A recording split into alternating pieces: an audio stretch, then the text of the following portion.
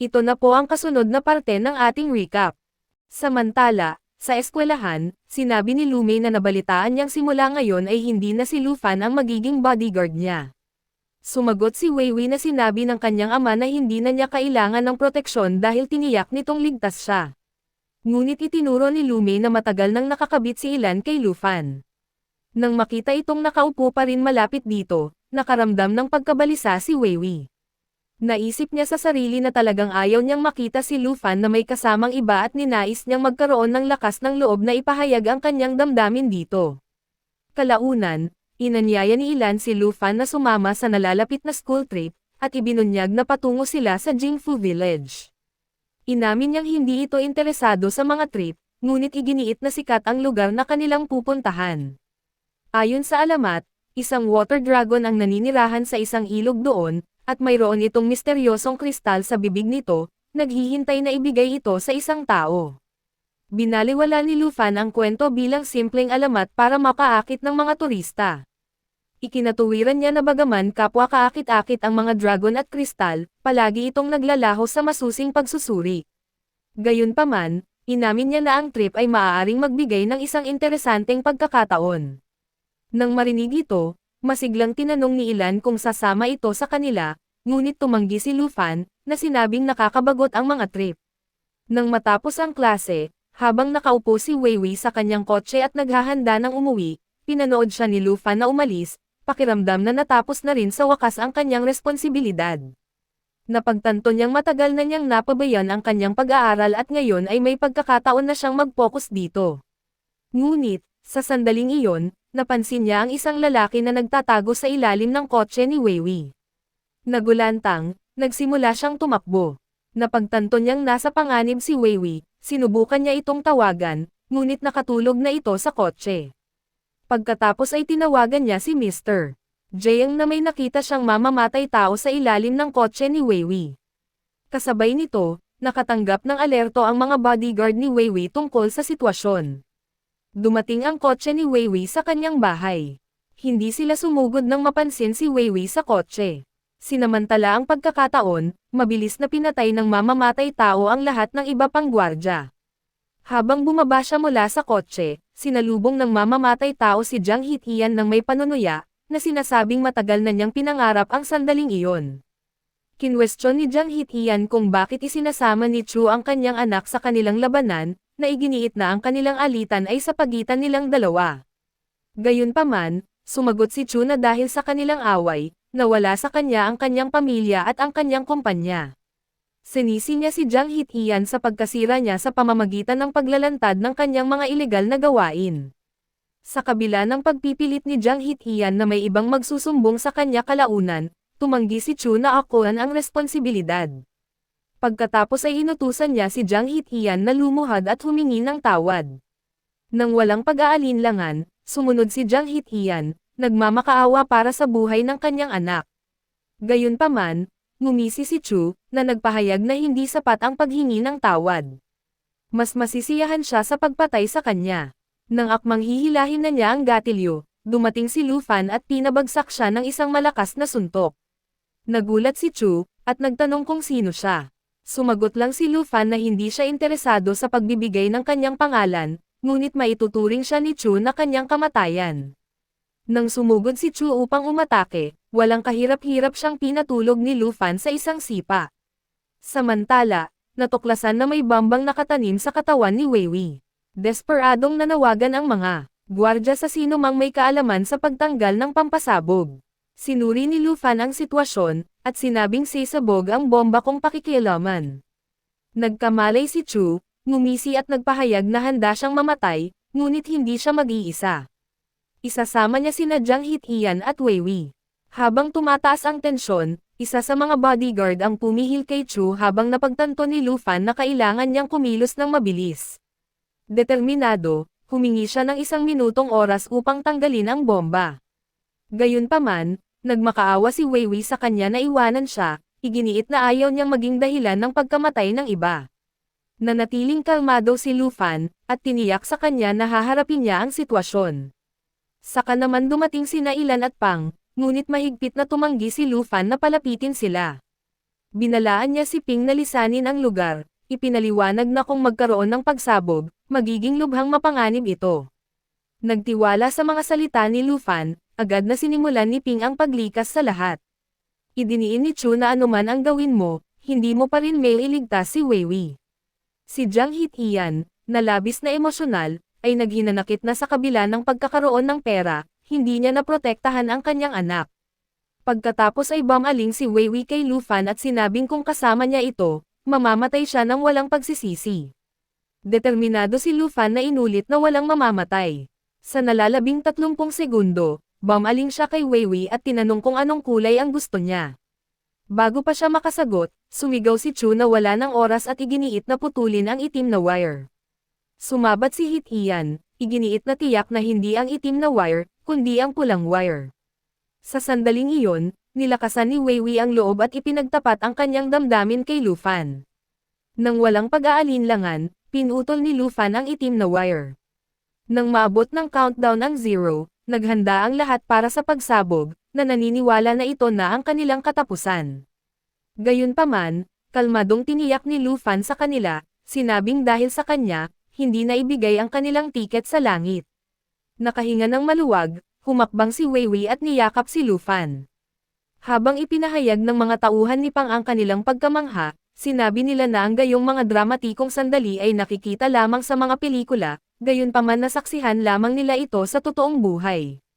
Labis na emosyonal na sinampal ni Ilan si Lu Fan at hiniling na malaman kung mayroon ba siyang karanasan sa pagtanggal ng bomba. Kinwestiyon niya kung sino ang nagturo sa kanya ng gayong kasanayan. Si Lu Fan na nakangisi ay sumagot na maaari lang siyang magtanong ng maayos. Naguguluhan pa rin, pinilit pa ni Ilan, tinanong kung paano niya nalaman na putulin ang itim na wire. Walang pakialam na sumagot si Lu Fan na wala siyang teknikal na kaalaman. Pinutol lang niya ito dahil paborito niyang kulay ang itim. Pagkatapos ng walang pag-aalinlangan, inihayag niya na mayroon siyang mahalagang bagay na dapat asikasuhin at aalis na siya. Bago umalis, lumapit si Lu Fan at mamulong ng isang bagay sa tainga ni Pang. Tiniyak sa kanya ni Pang na huwag mag-alala dahil ang gawain ay makukumpleto ng walang anumang problema. Tiniyak ni Pang na hindi siya dapat mag-alala dahil matatapos ang gawain ng walang anumang abala. Muli niyang tiniyak kay Ginoong Jiang na ang gayong problema ay hinding-hindi na muling mangyayari. Pagkatapos nito, nagpaalam siya sa kanila at pinayuhan ang lahat na magpahinga. Ipinilit ni Ilan na ihatid siya ni Lu Fan, kung saan pa biro namang sumagot si Lu Fan na dahil ang kotse na ito ay sa iyo, nangangahulugan na inihahatid mo ako. Samantala, si Ginoong Jiang, na nagmamasid sa eksena, ay nag-isip na sa kabila ng mga ginawa ni Lu Fan, hindi niya kailanman ipinagmalaki ang kanyang mga nagawa. Kung talagang balak ni Lu Fan na pakasalan ang kanyang anak, handa si Ginoong Jiang na kalimutan ang isang lumang pangako. Nang gabing iyon, nagpahayag ng pag-aalala si Binibining Jun, tinanong si Lu Fan kung talagang makikipagkita siya kay Boss Liao. Mapang-asar na sinabi ni Lu Fan na tila lubhang nag-aalala sa kanya si Binibining Jun. Mabilis itong pinabulaanan ni Binibining Jun, iginiit na tinutukoy lamang niya kung gaano kapagod si Lu Fan. Binanggit ni Lu Fan na nagbago si Jan, kaya nagpa siya siyang tulungan ito. Tungkol naman sa pagod, tiwala niyang sinabi na handa siyang labanan siya ng 3 araw kung kinakailangan. Bilang tugon, si Binibining Jun, na naiinis, ay naghagis ng unan sa mukha ni Lu Fan at inakusahan itong imposible kausapin. Si Lu Fan, habang kinukuskus ang kanyang mukha, ay bumulong sa sarili, tinatanong kung mukha ba talaga siyang pagod. Naalala niya ang kanyang panahon bilang isang sundalo kung saan nakakakuha lamang siya ng isang araw na pahinga sa loob ng isang buong linggo at iyon ay sapat na para sa kanya. Nang akmang aalis na si Lu Fan, nagtanong si Binibining Jun kung talagang pupunta siya upang harapin ang amo. Samantala, sa ibang lugar, nagulat si Wu sa kanyang amo na nabigo siyang makuha ang pera dahil may matinding mandirigma si Jiang sa panig nito. Inilarawan niya kung paano hindi kapani-pani walang napabagsak ng mandirigma ang 10 tao sa loob lamang ng 10 minuto. Nang marinig ito, sinermonan ng kanang kamay ang alagad, tinukoy na hindi lamang siya nabigo na mabawi ang pera, kundi nagdulot din siya ng kahihiyan sa kanilang reputasyon. Si Boss Liao, napansin ang nanginginig na kamay ni Wu, ay galit na hinawakan ito, at nang walang pag-aalinlangan, bumaon ang isang kutsilyo roon. Nagpumilit si Wu na bigyan pa ng isa pang pagkakataon, at sumumpa na papatayin niya ang mandirigma sa pagkakataong ito. Gayunpaman, bumaling si Boss Liao sa kanyang kanang kamay at inutusan itong siya na lang ang humawak sa gawain. Pagkatapos ay inutusan niya na paalisan ang nasugatang tauhan dahil hindi na ito karapat-dapat na makasama pa nila. Biglang may isa pang miyembro ng gang na pumasok, na nag-uulat na may dumating na mga pulis. Gulat na gulat, humingi ng paliwanag si Liao at agad na inutusan si Sujiang na asikasuhin ang sitwasyon. Idiniin niya na ang kanilang pangunahing prioridad ay ang mabawi ang pera. Lumipat ang eksena sa isang bar kung saan daintay ni na Kapitan Pang at ng kanyang grupo ang ilang tao. Nagulat si Jiang at tinanong ang kapitan kung ano ang problema at anong kaso ang kanilang iniimbestigahan. Ipinaliwanag ni Kapitan Pang na nakatanggap sila ng mga ulat na ang Black Soil Group ay sangkot sa mga ilegal na gawain at dumating sila upang imbestigahan. Gayunpaman, kinumpirma ng isang babaeng opisyal na wala silang nakitang ebidensya upang suportahan ang mga paratang. Hinarap ni Pang ang may-ari ng bar at sinabing, mag-iimbestiga kami ngayong gabi. Sana ay makipagtulungan kayo sa amin. Si Jiang, na nagmamasid sa sitwasyon, ay nagsabing, walang problema. Sinusuportahan naman namin ang batas. Nang marinig na ang pulis ay mananatili doon buong gabi, nagsimulang magkanya-kanya ang mga tao dahil walang sino man ang nagnanais na mag-imbita ng hindi kinakailangang gulo sa kanilang buhay. Nang makaalis ang lahat, umalis din si Pang. Si Jiang, na nagmamasid sa sitwasyon, ay nagtaka kung orkestrado ba ni Pang ang lahat sa kanyang impluwensya, na tinitiyak na umalis ang lahat ng tao. Nang pumasok si Jiang sa bar, bumaling siya kay Lufan at nagkomento kung gaano kahusay ang kanyang mga koneksyon, na nagawang walang laman ang lugar ng napakabilis. Ngumisi si Lufan at sumagot na kung walang koneksyon, imposibleng harapin ang mga sitwasyon na tulad nito. Lumingon si Lufan at sinabing tila hindi karaniwang walang tao ang bar ngayong gabi. Pabiro niyang, iminungkahi na kung ganito kabagal ang negosyo, mas mabuti pa na isara na lang nila ito. Sa sandaling iyon, inihayag ng isang staff member na dahil sa hindi inaasahang pangyayari, hindi magbibigay ng serbisyo ang bar para sa gabing iyon. Nang oras na iyon, pumasok si Jiang kasama ang kanyang paniki at tinanong kung kahit ang mga lumang customer ay tatanggihan ng serbisyo. Lumapit ang isang lalaki kay Jiang at bumulong na may malaking utang si Jiang sa bar na 500,000.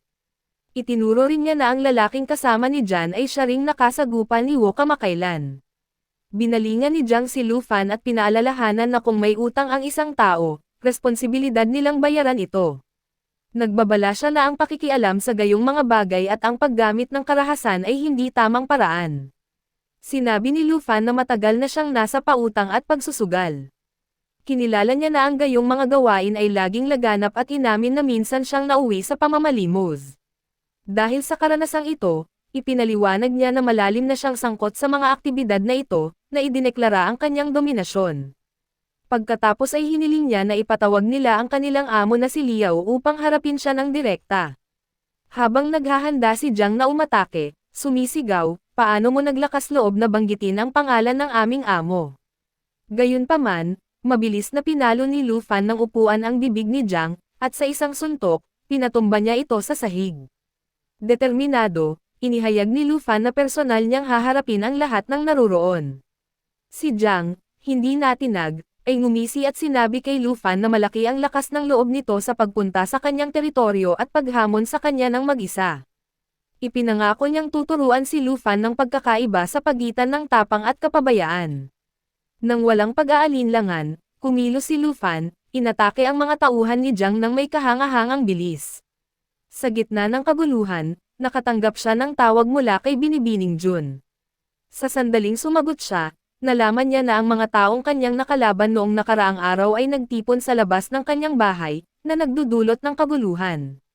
Gumagawa sila ng ingay at kumakatok sa mga pinto sa ibabang bahagi ng gusali.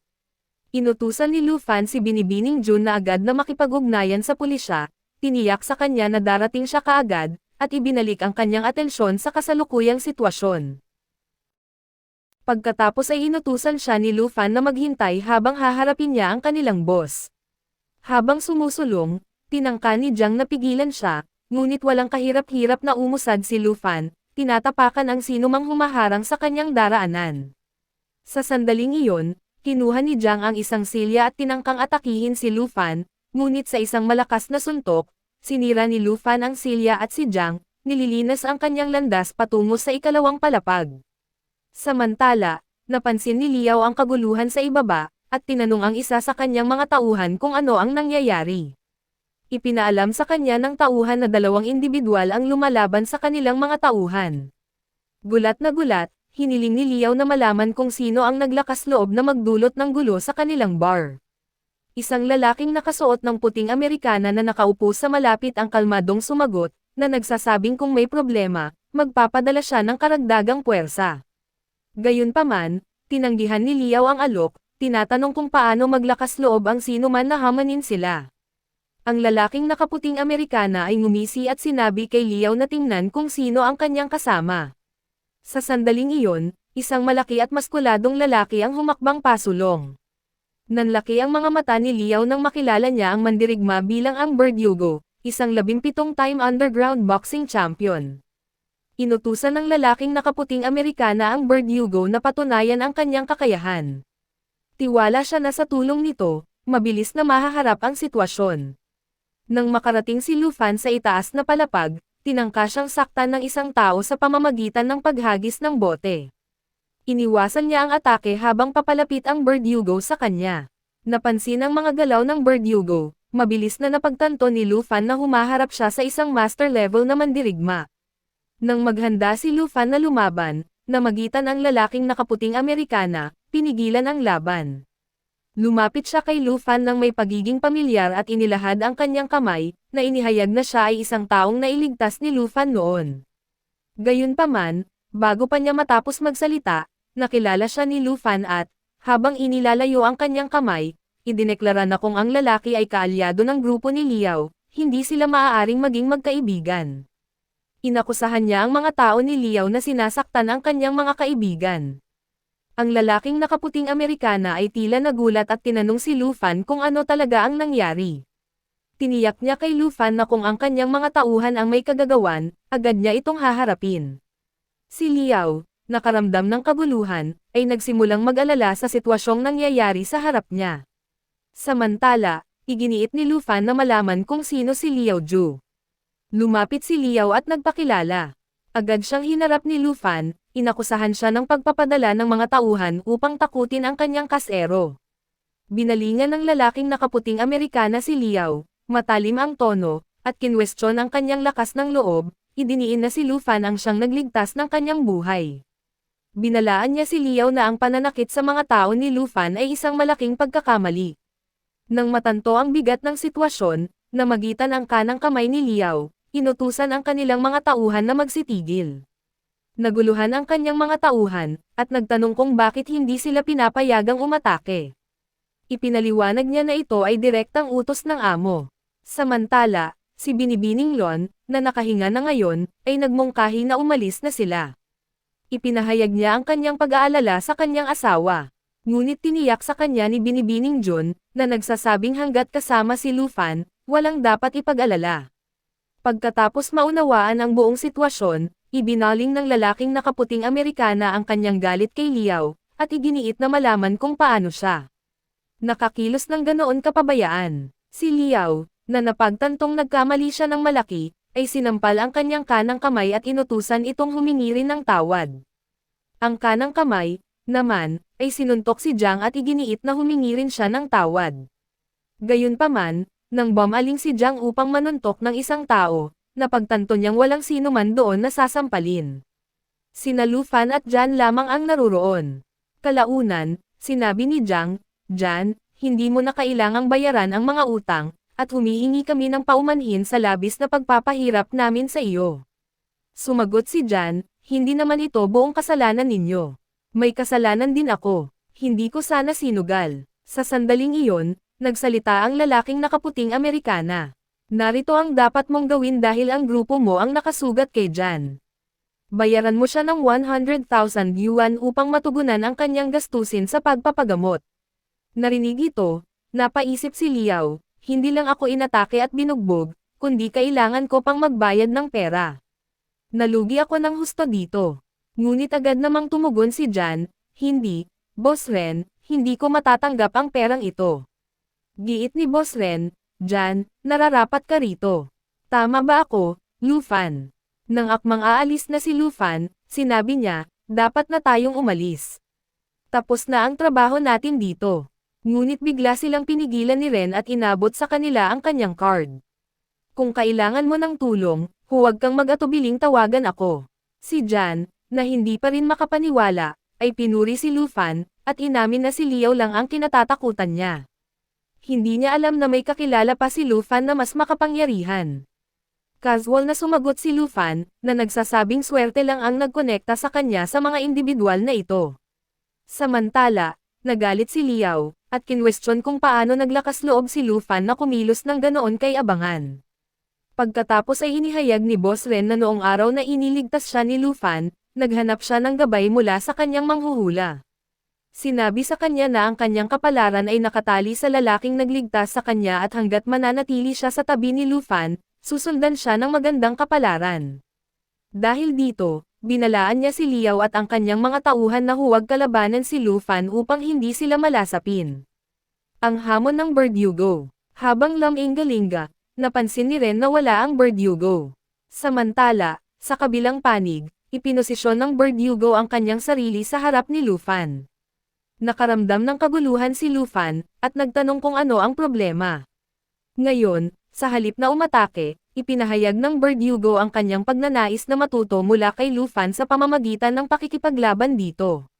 Gayunpaman, tumanggi si Lu Fan at patuloy na naglakad ng determinado. Tiniyak ng Verdugo, na hindi pa kailanman natalo sa isang laban, kay Lu Fan na wala siyang masamang ibig sabihin. Nais lang niyang hamanin ito sa isang magiliw na laban. Bilang huling insentibo, inalok pa niya si Lu Fan ng premyong 100,000 para sa laban. Hindi natinag, tumanggi muli si Lu Fan. Nang makita ito, tinaasan ng Verdugo ang alok sa 200,000 yuan, ngunit tumanggi pa rin si Lu Fan.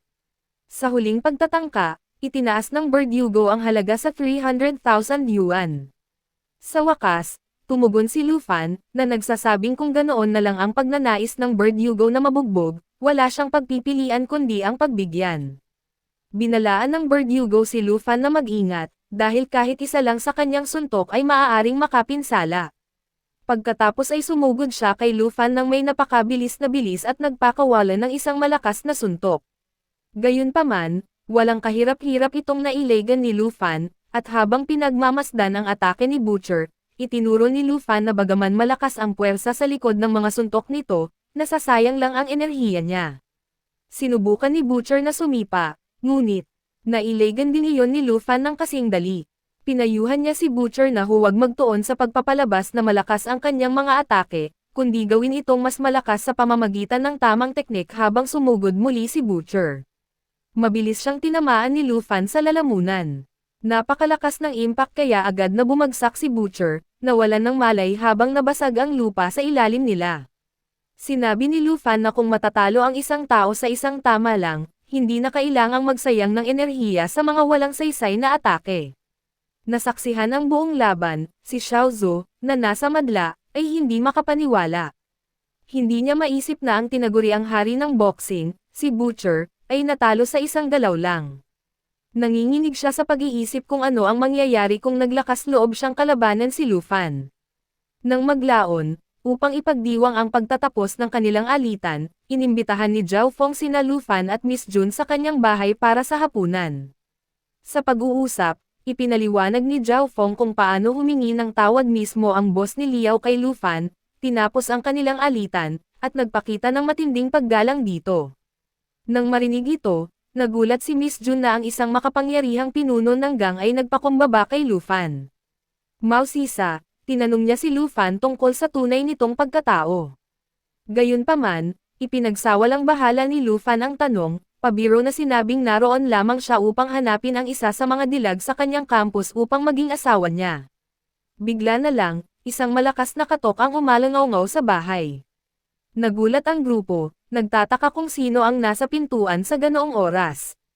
Nang buksan ni Jaong ang pinto, nakita niya si Butcher at Xiao Zhu na nakatayo sa labas.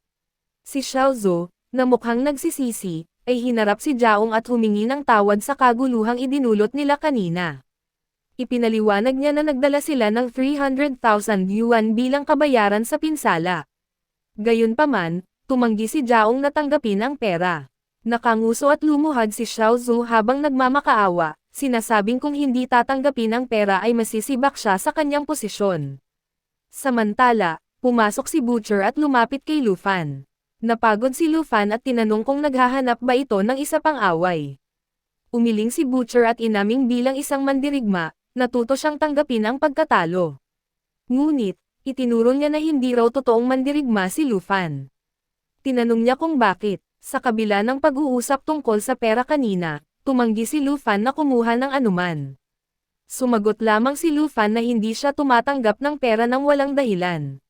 Nang walang sabi-sabi, kinuha ni Butcher ang inumin mula sa kamay ni Lu Fan at sumipsep. Pagkatapos ay idineklara niya na dahil nakibahagi na siya ng inumin kay Lu Fan, ang pera ang kabayaran niya para doon. Pagkasabi nito, umalis si Butcher, naiwan ang lahat sa pagkagulat sa kakaibang takbo ng mga pangyayari. Ngayon, nagbabayad na ang mga gangster kay Lu Fan sa halip na mangikil.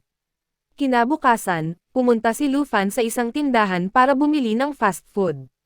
Habang nakapila siya, biglang niyakap siya ng isang babae mula sa likuran. Nagulat, tinanong ni Lu Fan kung sino siya. Ang babae, walang takot, ay nagpakilala bilang Songday. Nalilito pa rin si Lu Fan, sinabi niya rito na ito ang una nilang pagkikita at tinanong kung paano siya makakatulong. Ipinaalala ni Songday sa kanya na sinulatan niya ito ng love letter. Sa sandaling iyon, naalala ni Lu Fan na siya ang kaparehong babae na umamin sa kanya noong unang araw ng klase. Nagkomento si Songday na mas maganda si Lu Fan sa personal kaysa sa kanyang mga litrato. Gayunpaman, mabilis na binaliwala ni Lu Fan ang kanyang mga salita at pinayuhan silang mag-focus sa kanilang pag-aaral sa halip na sa mga ganoong bagay. Ngumisi si Songday at sinabing naiintindihan na niya kung bakit siya nakita ni Ilan na nakakainip. Tiniyak niya rito na hindi siya nagbibiro at seryoso siya. Pagkatapos ay nag-alok siya kung lilipat si Lu Fan sa kanyang klase, gagawin niya ang anumang hilingin nito. Nagduda, tinanong ni Lu Fan kung sinusubukan niyang makipagkompetensya kay Ilan. Inamin ni Songday na anuman ang mangyari, hindi siya pwedeng matalo kay Ilan. Gusto niya ang lahat ng gusto ni Ilan. Napagtanto ang kanyang tunay na intensyon, nagpa siya si Lu Fan na sakyan ang laro. Bigla siyang sumulyap sa likuran ni Songday at tinawag, "Ilan, nandyan ka pala." Agad namang lumingon si Songday. Gayunpaman, nang marealize niyang naloko siya, nawala na si Lu Fan. Samantala, sa ibang bahagi ng syudad, lumipat ang tagpo sa Black Force Gang. Isang lalaki na nagngangalang Dragon ang nagulat sa kanyang amo na matagumpay niyang nahuli ang babaeng may hawak na nagbubunyag na video evidence laban sa kanila. Ipinaalala niya sa amo na noong nakaraang beses ay sinira nila ni Lu Fan ang buong bar nila. Ang pinuno ng gang, na hindi natuwa, ay inutusan ang kanyang mga tauhan na ikulong ang babae. Tungkol naman kay Lu Fan, idineklara niya na gusto niya ang ulo nito. Gusto niyang maging halimbawa para sa lahat. Walang sino man ang maaaring kumalaban sa Black Force Gang at makakaligtas. Tiniyak ni Dragon sa kanyang amo na huwag mag-alala, nangangakong matatapos na ang trabaho sa lalong madaling panahon.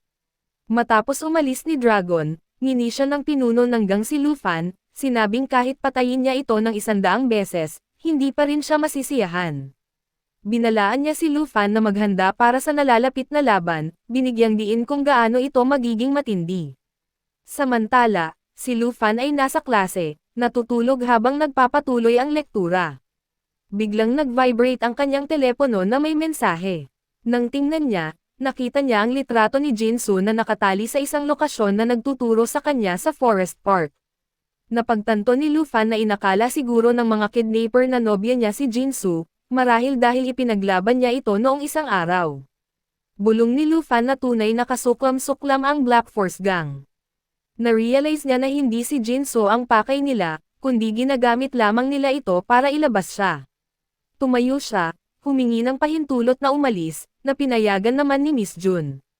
Nang walang pag-aalinlangan, lumundag si Lu Fan mula sa bintana ng ikalawang palapag. Nagulantang ang kanyang mga kaklase, nagtataka kung paano siya palaging nakakalundag mula sa ganoong taas ng hindi nasasaktan.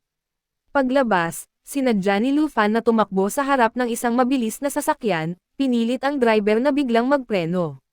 Galit na ibinaba ng driver ang bintana, handa nang murahin si Lufan, ngunit casual na nagtanong si Lufan, magkano ang halaga ng kotseng ito. Naiinis, ipinagmalaki ng lalaki na ito ay isang bagong tatak na mamahaling kotse na nagkakahalaga ng 5 milyong yuan, at tinuya si Lufan, sinabing ang isang tulad niya ay hinding-hindi makakabili nito. Ngumisi si Lufan at mabilis na nagkalkula. Kung araw-araw mong minamaneho ang isang kotseng nagkakahalaga ng 5 milyong yuan, ibig sabihin, ang halaga ng bawat araw ay humigit kumulang 300 yuan. Hindi iyon masyadong mahal. Paano kung maging mapagbigay ako at bigyan kita ng 400 yuan para sa araw na ito? Sa gayon, akin ang kotseng ito sa loob ng isang araw. Bago pa lubos na maunawaan ng driver ang nangyayari, hinayla na siya ni Lufan palabas ng kotse at itinapon sa bangkita.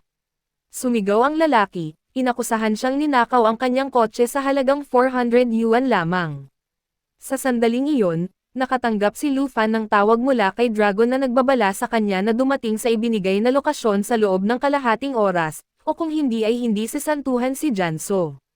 Nang walang pag-aaksaya ng segundo, pinaharurot ni Lufan ang sasakyan at nagmaneho patungo sa destinasyon.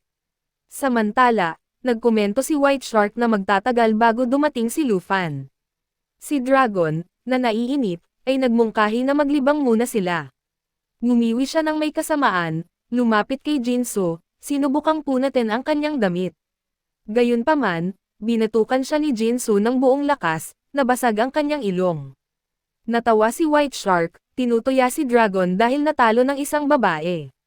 Galit na galit, inutusan siya ni Dragon na bantayan si Jinso, idineklara na babalik siya sa loob ng 2 minuto.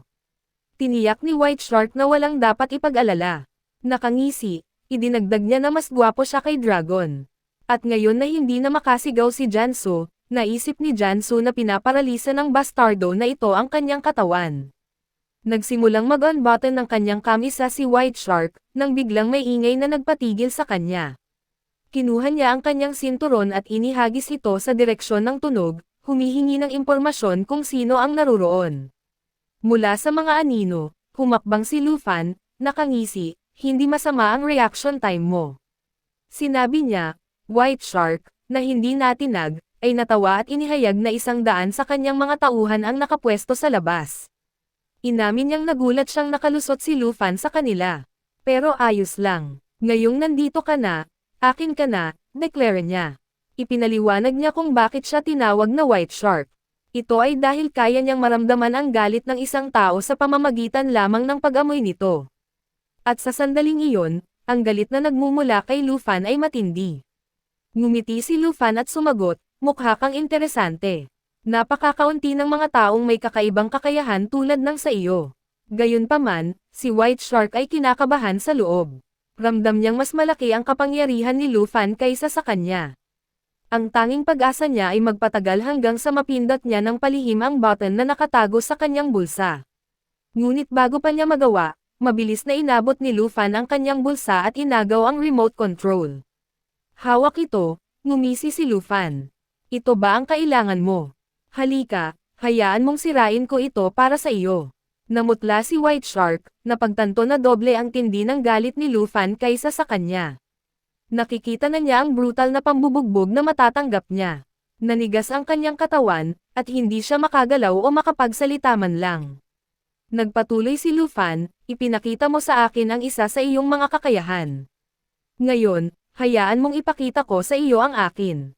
Ibinuhos niya ang kanyang kapangyarihan at ang nakakapanlumo nitong puwersa, dinadagonan si White Shark. Sa loob ng ilang segundo, lumuhad si White Shark, nahihirapang huminga. Ngumisi si Lufan. Hindi ko pa nga nagagamit ang buo kong kapangyarihan, at nawawalan ka na ng malay. Pagkatapos, bumaling siya kay Janso, at idinagdag, halos nakalimutan kita. Lumapit siya rito, mabilis na inalis ang mga tali na nakabigkis sa kanya.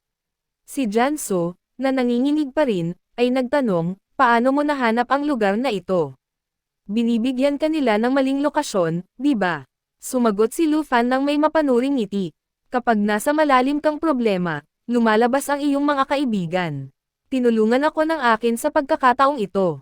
Ipinakita ng flashback na tumawag si Lufan sa isa sa kanyang mga kaibigan na sa simula ay inakala lang na isa pang kahilingan sa trabaho at tumanggi. Ngunit nang ibunyag ni Lufan ang kanyang pagkakakilanlan, nagulat ang lalaki. "Boss, tumawag ka sa akin." Tanong niya na hindi makapaniwala. Binaliwala ni Lufan ang maikling pag-uusap. "Maaari tayong magkwentuhan mamaya. Sa ngayon, kailangan kong makita kung ang iyong kakayahan ay sapat pa." Tinuro ni Jinso, na ngayon ay nasa labas kasama si Lufan, ang malaking problema sa unahan. "Nagawa mong makapasok, ngunit paano ka planong makalabas? Mayroong hindi bababa sa 100 lalaki ang naghihintay sa labas, lahat ay armado." Si Lufan, sa halip na mag-alala, ay ngumiti. Ito ang perpektong pagkakataon upang tuluyang lipulin ang Black Force Gang. Si Jinso, na nag-aalinlangan pa rin, ay inulit, ngunit 100 sila. Ngumisi si Lufan, 100 lang yan. Anong pinagkaiba? Pagkatapos ay inihayag niya na nakaharap na siya ng halos magkaparehong sitwasyon dati. Lumipat ang eksena sa ibang lokasyon kung saan isang grupo ng mga lalaki ang nag-uusap tungkol sa listahan ng mga henyo. Isa sa kanila ang tuwang-tuwang nagpahayag na tinalo ni Rank 2 Flame si Tangjang at ngayon ang bagong Rank 1, sinabi naman ng isa na habang madalas magbago ang ranggo sa Genius List, isang bagay ang nanatiling pare-pareho. Si Devil Lu ay nanatili sa nangungunang pwesto sa Wuan List sa loob ng 2 taon. Nagtaka sila, talaga bang napakalakas niya kaya walang sino man ang nakakalampas sa kanya. Sa sandaling iyon, isa pang lalaki ang nagkomento, "Oo, totoo yan. Hindi ka panipaniwala ang lakas niya. Idolo pa nga siya ni Chenailan. Alam nyo ba na minsang tinalo ni Devil Lu ang Special Forces ng Mount at mayroon silang napakataas na kalidad na armas?" Habang si Devil Lu ay nakikipaglaban ng walang armas. Sa pagkarinig nito, nagulat ang grupo, na sumisigaw na lumaki na ang sitwasyon ng lampas sa katwiran. Isa sa kanila ang nagturo, kung ang isang tao ay may baril habang ang isa ay martial artist, mas malaki ang tsansa ng may baril na manalo. At dito, 100 Special Forces soldiers ang pinag-uusapan natin. Samantala, sinimulan na ni Lufan ang pagpapabagsak sa mga miyembro ng Black Force Gang. Pinapanood ang kanyang mga tauhan na binubugbog, nag-utos si Dragon, "Huwag kayong isa-isa. Sabay-sabay kayong umatake." Gayunpaman, umatake man sila ng isa-isa o ng sabay-sabay, walang kahirap-hirap silang tinalo ni Lufan. Ngayon ay desperado si Dragon na nagtanong, "Nasaan si Black Bear? Hindi natin kayang manalo sa laban na ito kung wala siya." Sumagot ang isa sa mga armado, "Palabas na si Black Bear kasama ang mga reinforcement." Si Black Bear ay papalabas kasama ang mga reinforcement. Mayroong kakaibang nangyayari. Si Lufan ay dumarating mula sa itaas, doon mismo sa kinaroroonan ni White Shark. Bago pa man ito lubos na maproseso ng lalaki, naibagsak na ni Lufan ang isa pang kalaban at nilapitan si White Dragon, sinabing, "Mukhang nagkita ulit tayo." Agad na humakbang ang mga tauhan ni White Dragon upang protektahan siya. Ngunit habang patuloy silang nilalabanan ni Lufan, nakakita si Dragon ng pagkakataon at tinangkang tumakas. Nang akala niya'y nakatakas na siya, bigla siyang nagkaharap kay Black Bear. Humahabol ng hininga si Dragon, at dali-daling ipinaalam, "Black Bear, si White Shark ay malamang na napatumba. Ikaw na lang ang makakatalo sa bastardo na ito ngayon."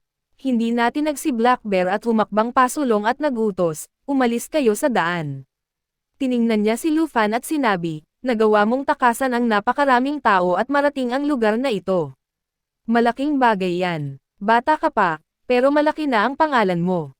Walang reaksyon si Lufan, at nagtanong, "May ballpen ka ba?"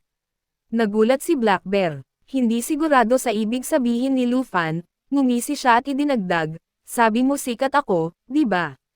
Paano kung lagdaan ko ang noo mo?" Galit na galit, umalangaw-ngaw ang sigaw ni Black Bear, hindi bibigay ang lalaking ito sa mga salita lang. Paputukin ang RPG sa kanya. Agad na pinaputukan ng kanyang mga tauhan si Lufan. Ngumisi si Black Bear, "Tingnan natin kung makakaiwas ka dito." Sa gulat ng lahat, casual na iniwasan ni Lufan ang mga atake na nakasuksok pa rin ang mga kamay sa kanyang bulsa. Nang makita ito, kitang-kita ang pagkabigla ni Black Bear. Bago pa man siya makapag-react, lumitaw na si Lufan sa likuran niya. Si Black Bear, kinakabahan, ay nag-isip, Paano siya nakapunta sa likod ko ng napakabilis? Paano siya magiging ganito kabilis? Sinuntok niya si Lufan, ngunit walang kahirap-hirap itong hinaranggan ng isang kamay, habang nakangisi. Inulit ni Lufan, may ballpen ka ba? Sa pagkabigo, sumigaw si Black Bear, kung marinig ko pa ang tanong na yan, mababaliw ako. Ngunit bago pa siya makapag-atake muli, hinawakan ni Lufan ang kanyang daliri at hinigpitan ang kapit na may kalmado ngunit nakamamatay na tono. Sinabi niya, huling beses na akong nagtatanong. May ballpen ka ba? Si Black Bear, na ngayon ay kitang-kita ang sakit, ay sumigaw sa kanyang mga tauhan, bigyan niyo na lang ng ballpen ang bastardo na ito o babaliin niya ang daliri ko. Nag-aalangan ang isa sa mga tauhan bago kumuha ng ballpen. Ngunit nagpanik si Dragon at sumabat, nabaliw ka na ba? Napakalakas na niya sa mga kamay pa lang niya. Kung bibigyan natin siya ng ballpen, sino ang nakakaalam kung gaano siya magiging delikado? Patayin si Black Bear at ang kanyang mga tauhan bago pa nila maibigay yan. Sinunod ang utos ni Dragon, bumaling ang kanyang mga tauhan kay Black Bear at binaril siya. Habang napuno ng usok ang hangin, pinangibabawan ng takot ang gang. Wala silang makita at nagbubulungan sa isa't isa, napatay na ba natin sa wakas si Lufan? Gayunpaman, nangyari ang kanilang mga kinatatakutan ng casual na lumabas si Lufan mula sa usok, nakangisi habang sinasabi, saan ba kayo bumabaril? Nandito ako, nakatayo sa harapan ninyo. Sa sandaling umalangaw-ngaw ang boses ni Lufan sa buong lugar, nagsimulang magpaputok ang mga umaatake sa kanyang direksyon. Sa kaguluhan, nauwi sila sa pagtalikod sa isa't isa, na nagpatay sa bawat isa. Pinapanood ang nangyayari, ngumisi si Lufan at bamulong, ang daming tanga. Sila na ang nag-alis sa isa't isa nang hindi ko kailangang gawin ang anuman. Ngayon si Dragon na lang ang natitira. Sa sandaling iyon, napansin niya si Dragon na tangkang tumakas. Humakbang pasulong, tinawag ni Lufan, saan ka pupunta, Dragon? Sa pagkaalam na wala na siyang takas, pinagdaop niya ang kanyang mga kamay, at nagmakaawa, hindi ko yan pinili. Inutusan lang ako ng boss ko na gawin ito. Wala akong ibang pagpipilian. Ngumisi si Lufan, tawag ka ng 100 lalaki ng walang gana. Kung seryoso ka lang, baka nagawa mo akong patumbahin. Ngunit ang hayaan kang umalis ngayon, hindi yan magiging tama para sa akin. Nag-alinlangan si Dragon bago nagtanong, ano ang gusto mo sa akin? Ngumisi si Lufan, maglaro tayo ng isa pang round ng darts. Kung manalo ka, hahayaan kitang umalis ng malaya. Nang walang ibang pagpipilian, pumayag si Dragon. Agad niyang inilabas ang kanyang pinakamahalagang teknik, ang Dart Rainstorm, na tina-target kay Lufan. Humanga, sinabi ni Lufan, hindi masama. Magandang atake yan. Samantala, patuloy na tumakas si Dragon, bumubulong sa sarili, wala akong pakialam kung makaligtas siya o hindi. Kailangan ko na lang makalabas dito. Ayoko nang makita pa siya kailanman. Gayunpaman, bago pa siya makatakas, walang buhay na bumagsak si Dragon. Ngumisi si Lufan. Aba, nakakatuwa yon. Alam mo, siguro hindi na ako makakakita ng tulad mo sa buhay ko. Pagkatapos ay sinulyapan niya ang walang buhay na katawan ni Dragon at idinagdag, hindi ko nailagay ang pirma ko sa noo ng kaibigan mo kanina, pero nilagay ko ang pirma ko sa iyo. Sa ibang lugar, nakatayo si Jinsu na walang kamalay-malay sa panganib sa likuran niya. Nakapwesto na si White Shark para umatake nang biglang may tinig na umalangaw-ngaw. Hindi ka dapat nakatayo dyan. Nagulat, lumingon si Jinsu upang makita si Lufan. Lumaki ang mga mata niya. Buhay ka. Tuwang-tuwa akong makita ka. Pagkatapos, naguguluhan, nagtanong siya. Pero bakit mo sinabi na huwag akong tumayo dito? Ngumisi si Lufan. Hindi ikaw ang tinutukoy ko. Ang lalaki sa likuran mo ang tinutukoy ko. Sa sandaling iyon, lumuhad si White Shark at nagmakaawa ng awa. Malamig siyang tinitigan ni Lufan. Alam mo ba kung bakit ka pabuhay? Mabilis na sumagot si White Shark, para mabigyan ko kayo ng impormasyon tungkol sa iba pang miyembro ng gang. Tumanggaw si Lufan. Makinig ka, malapit nang dumating ang pulis. Huwag mong sabihin na kasama ako. Sabihin mo lang na naglaban-laban ang mga miyembro ng gang at pinatay ang isa't isa. Kung aksidente mong mabanggit ang pangalan ko, sisiguraduhin kong haharapin kita sa kulungan. Habang papalakas ang malayong tunog ng sirena ng pulis, bumaling si Lufan kay Jinso. Pakiusap, huwag mo ring sabihin kahit kanino ang tungkol sa akin.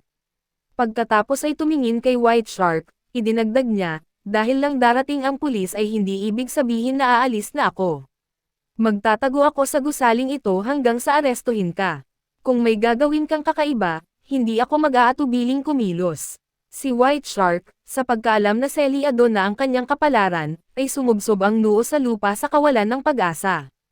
Wala na akong lakas para gawin ang anuman. Pagdating ng pulis, likas na lumingon si Jinso upang sulyapan si Lufan, ngunit naglaho na ito. Sa paglapit, inaresto ng mga opisyal si White Shark at hiniling ang kooperasyon ni Jinso sa pagbibigay ng impormasyon. Abangan ang susunod na parte ng ating manhwa.